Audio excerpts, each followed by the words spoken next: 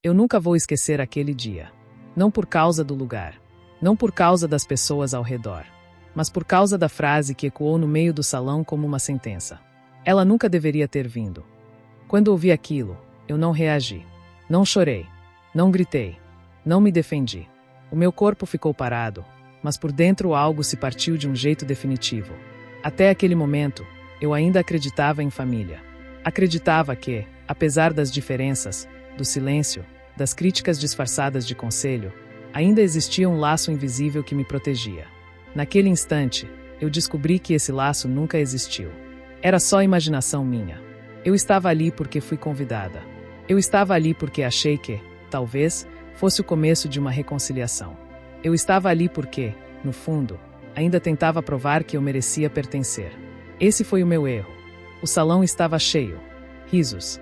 Conversas altas. Copos tilintando. Tudo parecia normal para quem observava de fora. Mas para mim, o ar ficou pesado. Foi como se todos soubessem algo que eu não sabia. Como se minha presença fosse um incômodo coletivo. Quando aquela frase foi dita, não foi em tom de brincadeira. Não foi cochichada. Foi clara, audível, cruel. E ninguém contestou. O silêncio que veio depois doeu mais do que a frase. Porque o silêncio confirmou tudo. Ninguém me defendeu. Ninguém disse meu nome.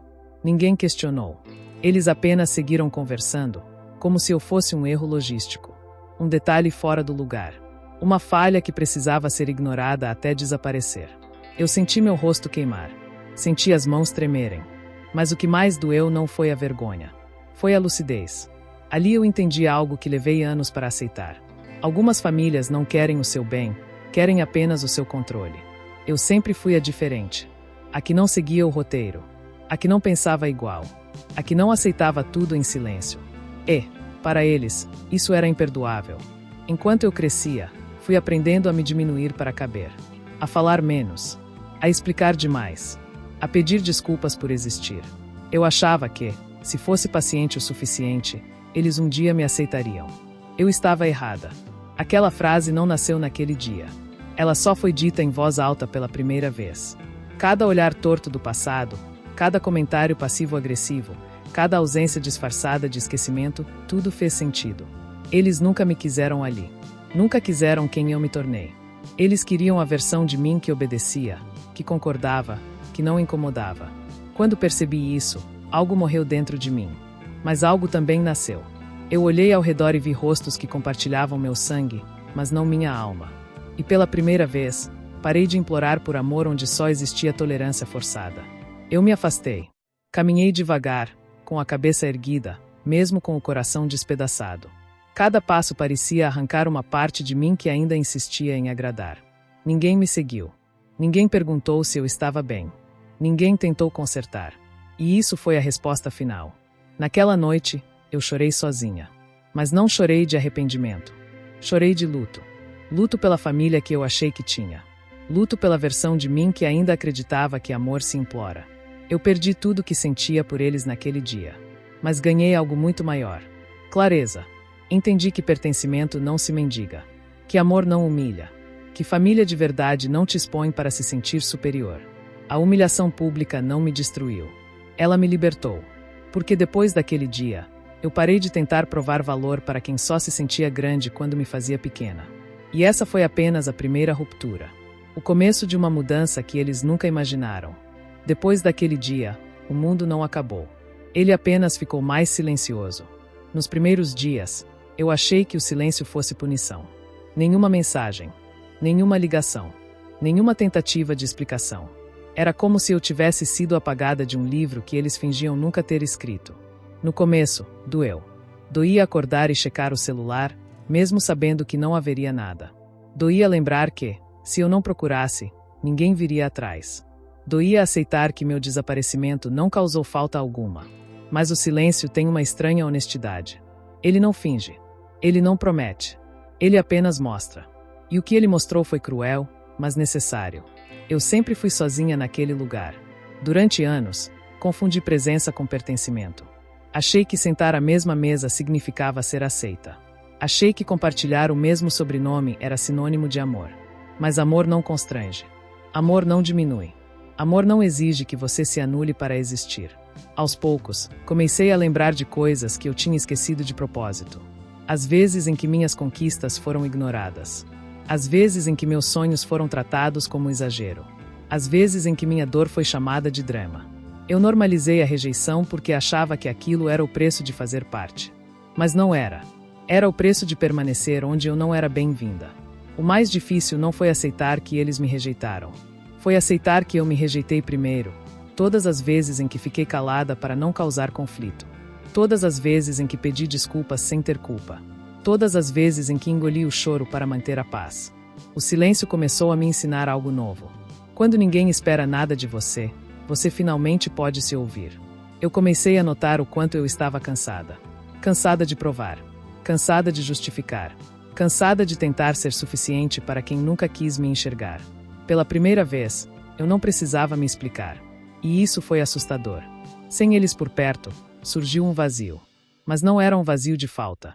Era um vazio de espaço novo. Um espaço que antes estava ocupado pela ansiedade de agradar. Eu passei a me perguntar coisas que nunca tinha tido coragem de perguntar. Quem eu sou quando ninguém me julga? O que eu gosto quando ninguém critica?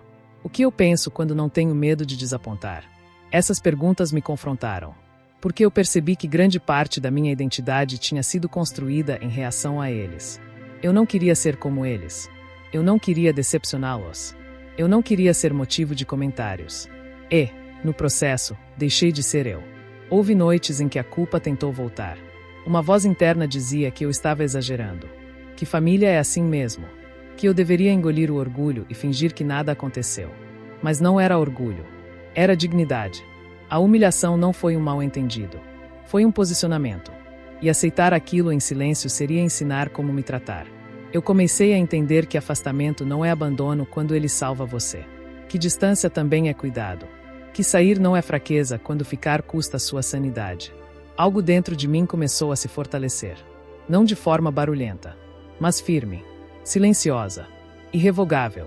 Eu já não sentia a mesma necessidade de ser vista por eles. E isso os tornava pequenos pela primeira vez. Porque o poder deles sempre esteve no meu desejo de aprovação. Quando esse desejo morreu, eu nasci. Eu ainda sentia tristeza. Mas não era mais desespero. Era aceitação. Aceitação de que algumas pessoas só te querem enquanto você cabe na narrativa delas. E eu já não cabia mais. O silêncio deixou de ser castigo e virou proteção. Proteção contra a manipulação emocional. Proteção contra a culpa herdada. Proteção contra a versão de mim que vivia em constante defesa. Eu comecei a reconstruir minha voz. Primeiro dentro de mim. Depois, aos poucos, no mundo. E foi nesse processo que percebi. A humilhação pública foi o fim de um ciclo. Mas o silêncio foi o começo da minha autonomia. Eles perderam o controle. E eu ganhei consciência. E quando uma mulher ganha consciência, nada ao redor permanece igual. O silêncio já não doía como antes. Mas algo começou a se mover no fundo de mim. A culpa. Ela não veio de uma vez. Veio disfarçada de lembrança boa. De frase antiga. De imagem do passado que parecia mais suave do que realmente foi.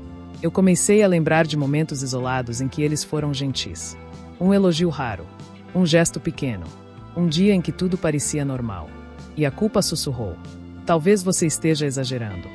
Talvez não tenha sido tão grave. Talvez você devesse relevar. A culpa sempre fala baixo. Mas insiste. Ela me lembrava que eles eram minha família. Que ninguém é perfeito. Que conflitos acontecem. Que eu deveria ser maior, mais madura, mais compreensiva. O que a culpa não dizia é que maturidade não exige autoabandono. Que compreensão não pede silêncio diante da humilhação. Que perdão não obriga a convivência. Por alguns dias, eu quase voltei atrás. Quase mandei mensagem. Quase perguntei se estava tudo bem. Quase aceitei a narrativa de que eu era sensível demais. E então, algo aconteceu dentro de mim. Eu me lembrei do tom da frase. Não das palavras apenas, mas da intenção. Lembrei do olhar que acompanhou.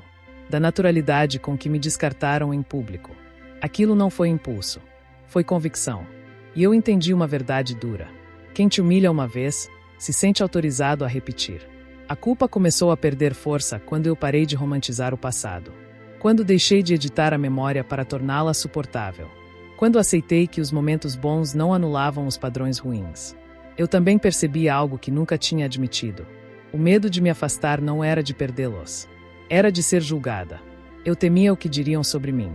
Temia ser vista como ingrata, difícil, orgulhosa. Eles sempre souberam disso. E usaram esse medo como rédea. Quando percebi, senti raiva. Não deles. De mim. Raiva por ter permitido por tanto tempo. Raiva por ter confundido o amor com a aprovação. Raiva por ter aceitado migalhas emocionais como se fossem laços. Mas essa raiva não me destruiu. Ela me deu energia. Eu comecei a colocar limites, mesmo que só dentro de mim. Limites claros. Limites definitivos. Eu decidi que não voltaria para pedir desculpas por algo que não fiz. Que não explicaria o óbvio para quem sempre se fez de cego. Que não pisaria de novo em um lugar onde minha dignidade foi negociável. A culpa tentou uma última vez. Trouxe medo de solidão. Medo de arrependimento. Medo do futuro sem eles. Mas a paz respondeu.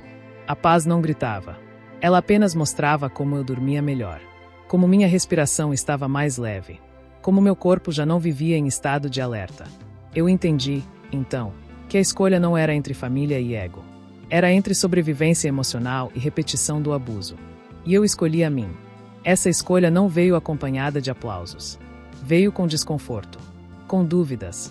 Com dias difíceis. Mas veio com algo que eu nunca tive. Coerência interna.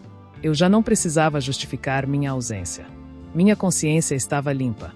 Eu sabia exatamente por que não voltei. E, naquele momento, percebi que não havia mais caminho de retorno. Não porque eu os odiava, mas porque eu finalmente me respeitava. A culpa se transformou em lucidez. O medo virou firmeza. E a dor, lentamente, começou a virar força. Eu estava pronta para seguir. Mesmo sem eles. Principalmente sem eles. E essa decisão silenciosa foi o ato mais corajoso da minha vida. Não houve um momento exato em que tudo ficou bem. A reconstrução não acontece como um estalo. Ela acontece em silêncio, enquanto ninguém está olhando. Eu segui em frente sem fazer anúncio. Sem discurso. Sem explicações públicas. A minha ausência virou permanente antes que eu mesma percebesse. No começo, existia uma estranha sensação de ilegalidade. Como se eu estivesse quebrando uma regra invisível. Como se viver bem sem eles fosse uma traição. Mas, dia após dia, essa sensação foi dando lugar a outra coisa. Estabilidade. Eu comecei a criar uma vida onde eu não precisava me defender o tempo todo. Uma rotina em que minha voz não era interrompida. Um espaço onde minhas decisões não eram ridicularizadas. E isso mudou tudo. Eu passei a escolher melhor as pessoas ao meu redor. Passei a observar mais e justificar menos. Passei a entender que a afinidade emocional vale mais do que laço sanguíneo. Algumas pessoas entraram na minha vida com cuidado. Sem pressa. Sem invasão. Sem exigência. E, pela primeira vez, eu senti o que é ser aceita sem condição. Houve dias em que a saudade apareceu. Não deles exatamente, mas da ideia de família que eu nunca tive. Esses dias ainda doem, mas não confundem mais. Eu aprendi que sentir falta não significa voltar. Que amar à distância também é uma forma de amor.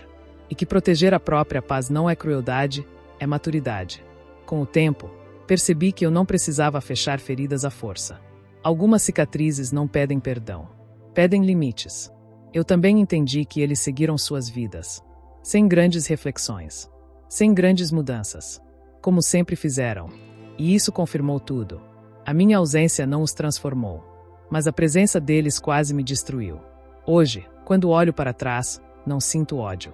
Sinto clareza. Eu não fui rejeitada por ser insuficiente. Fui rejeitada por não aceitar ser moldada. Por não caber no controle. Por não silenciar quem eu era. A humilhação pública que um dia quase me quebrou foi, na verdade, o ponto de virada. O momento em que a dor virou fronteira. E a fronteira virou liberdade. Eu me tornei alguém que não tolera desrespeito disfarçado de intimidade. Que não negocia dignidade por pertencimento. Que não confunde amor com medo. E essa versão de mim custou caro. Custou vínculos. Custou julgamentos. Custou o rótulo de difícil. Mas valeu cada perda. Porque hoje eu sei quem eu sou quando ninguém tenta me diminuir. Eu sei o que aceito. E, principalmente, o que nunca mais aceito. Se um dia eles se perguntarem por que eu nunca voltei, a resposta é simples. Eu precisei sair para sobreviver. E sobreviver me ensinou a viver. Essa não é uma história sobre rejeição. É uma história sobre escolha. A escolha de não se perder para manter uma família que nunca te protegeu. Eu perdi uma família, mas ganhei uma vida inteira de verdade. E isso não tem volta.